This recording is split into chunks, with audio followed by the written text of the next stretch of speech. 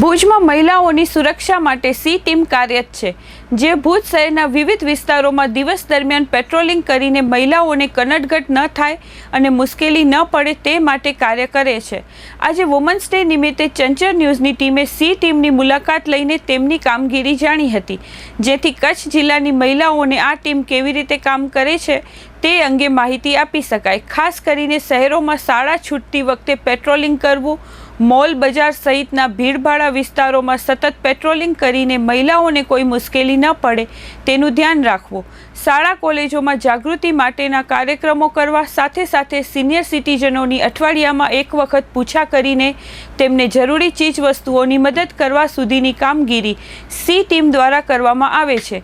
ચંચળ news સાથે વાત કરતા સી ટીમના શીતલબેને જણાવ્યું હતું કે સી ટીમની હેલ્પલાઇન નંબર પર કોઈ પણ મહિલા કે યુવતીનો કોલ આવે તો તુરંત ત્યાં પહોંચી જરૂર પડેથી તુરંત જ emergency helpline number, child helpline number 1098 બાબતે તેમજ 100, 112 તથા મહિલા હેલ્પલાઇન 181 ઉપયોગમાં લેવા બાબતે સમજ કરી તેમજ છેડતી, મહિલા અત્યાચારને લગતી તમામ સમસ્યાઓ અંગે કાયદાકીય માહિતી તેમજ કાનૂની સહાય અને રક્ષણ કેવી રીતે મેળવી શકાય તે અંગેની જાણકારી આપવામાં આવે છે।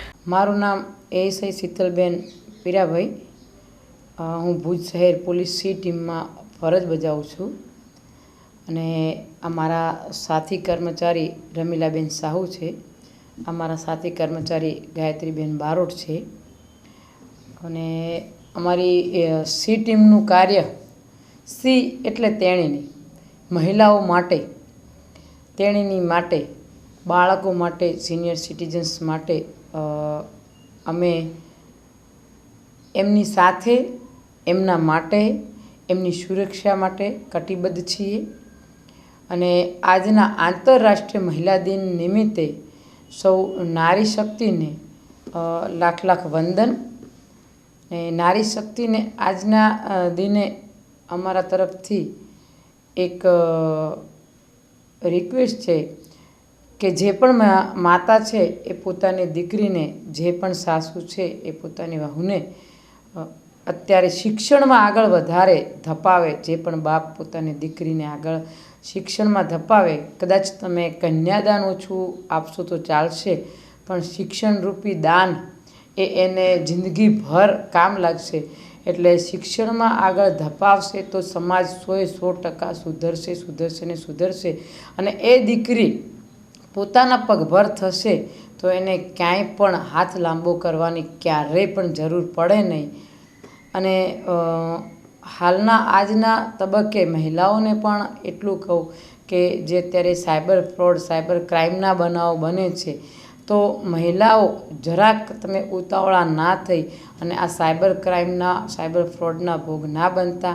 ક્યારે પણ તમને મહિલાઓને કે અન્ય પબ્લિકના નાગરિકને જો પોલીસની જરૂર પડે તો 100 નંબર ઉપર, 181 ઉપર અને આપણા આદરણીય એસપી સાહેબના હોય અત્યારે પોલીસ હેલ્પલાઇન નંબર અલગથી કાર્યરત કરેલ છે, તો તમે એમના ઉપર સંપર્ક કરી અને ડર્યા વગર, ડરો નહીં, નંબર ડાયલ કરો। તો ડર્યા વગર જે પણ તમારી રજૂઆત છે, તમારે કદાચ છે ને ક્યાંય ધ્યાને એવું કંઈ આવે છે તો ડર્યા વગર તમે અમારો સંપર્ક કરો। એ સિવાય ભુજ શહેરમાં શાળા કોલેજોમાં, અલગ અલગ જાહેર જગ્યાઓમાં ફરિયાદ પેટી લગાવવામાં આવેલી છે। કદાચ તમે અમને રૂબરૂ કહેતા અચકાતા હો તો ફરિયાદ પેટીમાં તમારી રજૂઆત છે એ તમે લખીને એમાં રાખી શકો છો કે અહીંયા ભાઈ આવી રીતે ગેરપ્રવૃત્તિ થાય છે, તો એ ફરિયાદ પેટી અમારા તરફથી અઠવાડિયે 10 દિવસે ખોલવામાં આવે છે।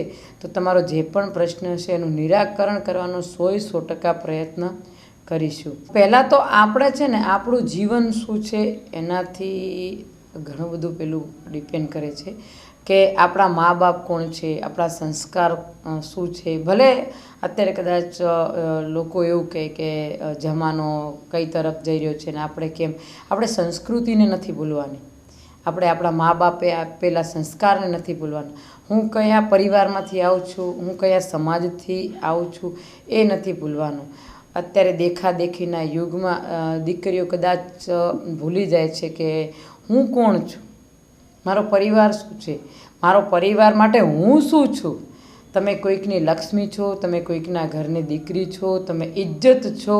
અને લક્ષ્મીની તો પૂજા થાય છે, શક્તિ સ્વરૂપ માનવામાં આવે છે. યત્ર નાર્યસ્તુ પૂજન્તે રમન્તે તત્ર દેવતા.